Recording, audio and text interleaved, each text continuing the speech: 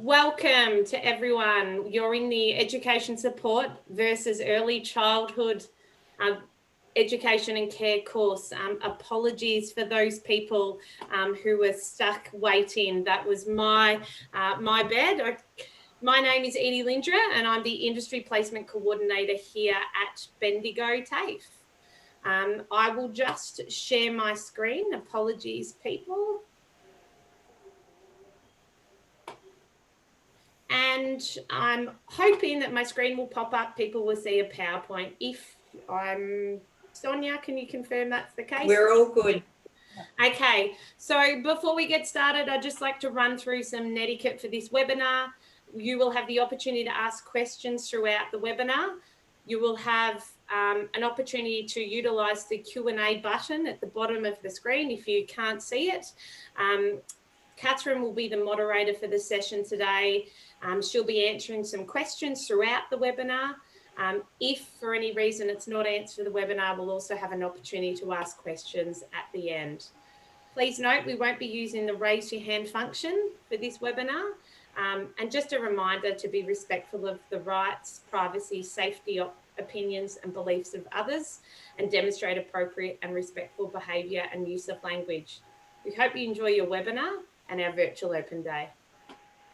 Okay, so just to reiterate, I'm Edie Lindria and I'm the Industry Placement Coordinator here. And with me today is Sonia Brinkman and Mel Scoble. So Mel is a lead educator for early childhood education and care and education support. And Sonia Brinkman is the education support teacher here at Bendigo TAFE. I guess the purpose of the webinar today is to help clarify the difference between the two courses and help identify which course is right for you. Commonly people say, I have an idea of the type of work I need to do or I'd like to do, but I'm not sure which of the courses is going to be most suitable. I have an idea about the industry, but I'm looking for, I guess, a bit more information to make sure I'm a good fit to that space. So there's some examples of the things we're going to cover. The courses that are available in early childhood education and care and education support differ. So in early childhood, there is an opportunity to complete the Certificate 3 in early childhood education and care or the Diploma in early childhood education and care. The Certificate 3 is a 9-month full-time course, whereas the Diploma, being a higher level, is an 18-month full-time course. The Education Support course is a Certificate 3, and that course is a full-time course for 6 months. I guess let's now just jump into our chats, what we're all here to do, and chat with our industry experts. So Mel, can I get you to introduce yourself? I'll stop sharing this screen for the time being so you can talk about it. Thank you. Hi everyone, I'm Mel Scoble. I'm the lead educator for early childhood education and care and also for the education support course. I've been working in the early childhood industry for about 25 years. When I first entered the industry, I completed an associate diploma of early childhood. And back then, it was kind of a mothercraft course. There was no Certificate 3 qualification as there wasn't an entry level. So you could be unqualified and work in the industry or you could have a qualification. And then throughout time, they've brought in a minimum qualification of a Certificate 3. So my work history, I've worked in early childhood, in long day care and also in family daycare as a field worker. I've also worked in before and after school care and also occasional care. Recently, I completed a degree in early childhood and that allows me to work as a kindergarten teacher and to also teach in a primary school from grade prep up to grade 2. Lovely. Thanks for that, Mel. And Sonia, can you tell us a little bit about your work experience? I absolutely can, but I'm not going to be as efficient as Mel because I haven't been writing out my roles and responsibilities that I wish I had now. But I've been in education for about 15 years. I started out in the canteen and as a volunteer in a primary school setting. From there, I just progressed into aid work, and as you do with aid, you go up levels and ranges on a yearly basis. That led me to Bendigo TAFE when I've completed more qualifications, and which led me to teach education support. And I've been teaching that at Bendigo TAFE now for around 5 years. Thanks for that, Son. So, Mel, can you tell me a little bit, I guess, about what the industry for early childhood specifically is really like to work in? So perhaps paint us a picture of what a day in the life of an early childhood educator may look like. So for me, working in the industry, it is energising. It is dynamic. I feel like each day presents with something new, something different. Although there's, routines and structure, the families that you interact with, the children that you interact with changes on a daily basis. I found that working within the industry to be really diverse and really enjoyable. Lovely. And what about yourself, Sonia, as an education, formerly education support worker? What would that look like day to day? It's so different on a day-to-day basis. And I think that's what people love about ed support is it's never the same. Every day you wake up and it's like going to a new job on a daily basis because it's always different, and you learn so much, and you learn to be non-judgmental and a compassionate person. And I think that's what I love about the school industry is everyone has that, and it's just great to work with and be a part of. So, Son, just to clarify, what age groups does the education support worker normally work in, or what setting do they normally work in? That's probably really helpful to know. Absolutely. So that's a really good question, Edie. It depends on what role of an ES that you are, but it can range from age 5. So it can go into kindergarten, into working with adult learners, whether that be ESL specific or somewhere else, low learners in different areas. So just to clarify, it can be primary school, high school, primary school, high school, special ed environment. TAFE, we've had aides who have come out of the course and started work at Bendigo TAFE. Lovely. And Mel, can you clarify the age groups that you work with? Sorry. Yes. So it's birth to 5 years for early childhood, but there's also an opportunity to work in before and after school care, which would allow you to work with children up to grade 6, which is around 12 years of age. Okay. Which is really confusing. Okay, but it's provided a little bit more clarity. And Mel, where would your courses, where do they typically, what sort of organisations or roles do they normally work in for those people that are completing that course?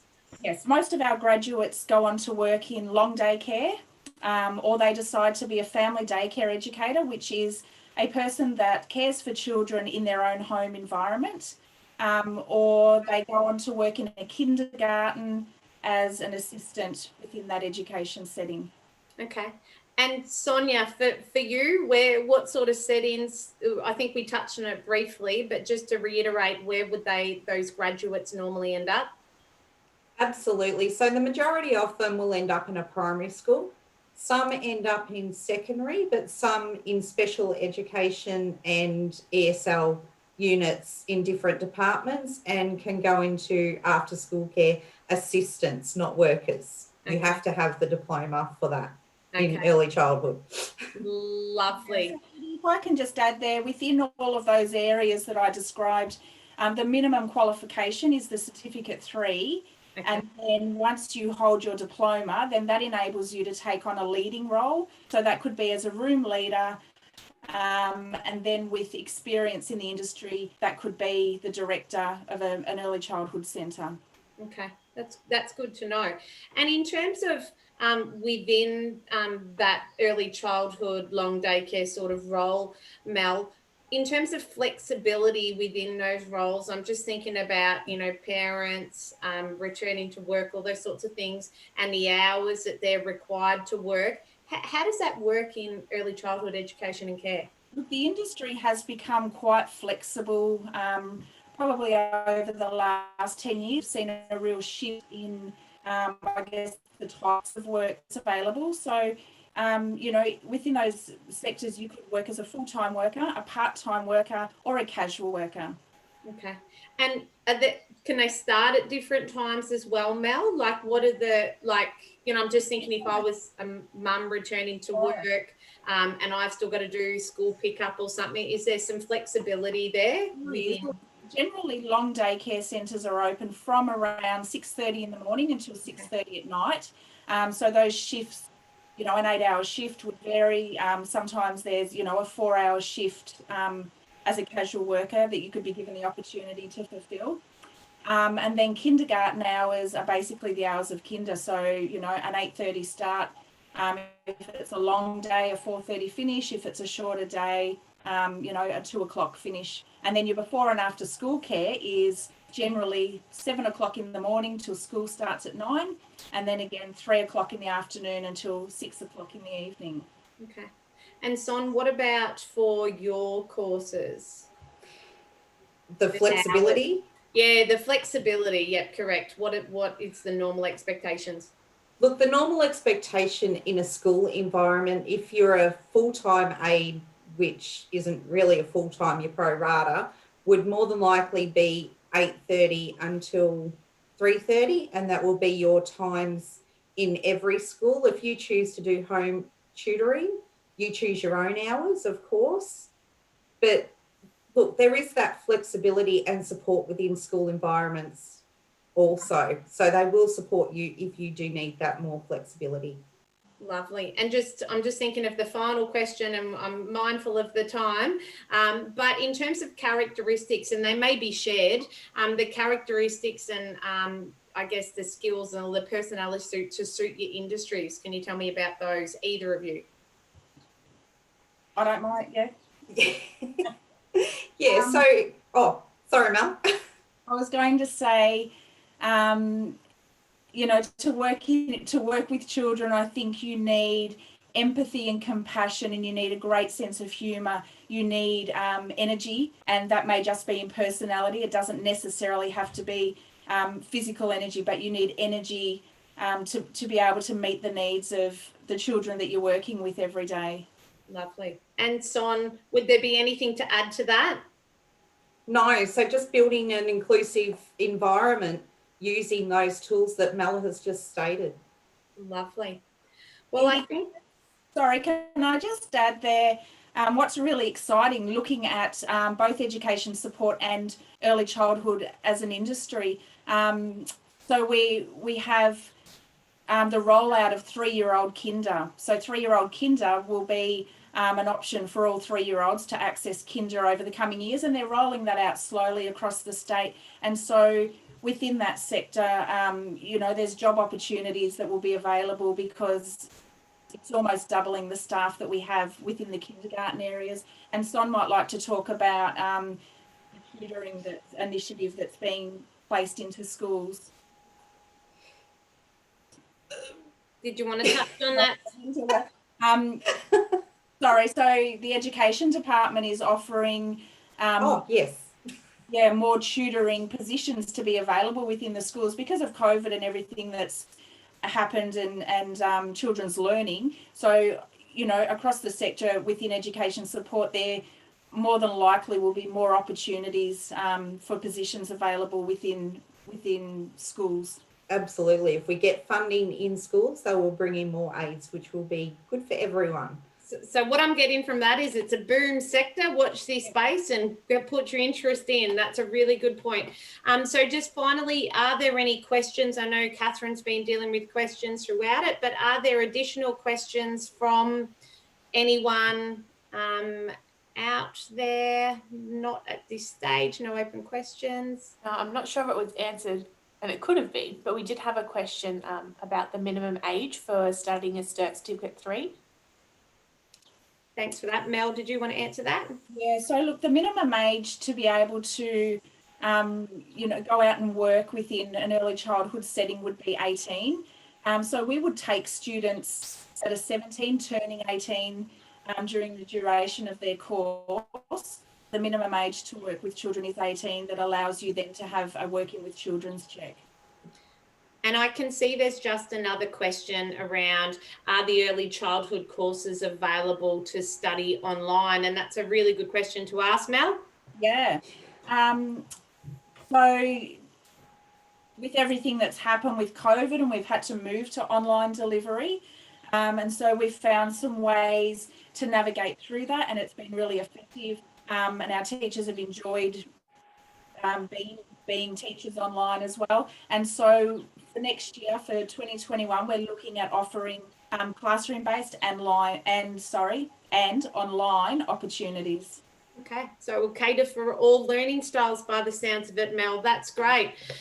So finally, if there are further questions, I'm just mindful we've got another webinar to go to, but what I'll do is I'll quickly share my screen, and basically there's an opportunity to ask questions in our live chat. I'll just bring it up now. And our virtual open day live chat is available through until 8 o'clock tonight. You can apply for your chosen course by visiting the Bendigo TAFE website.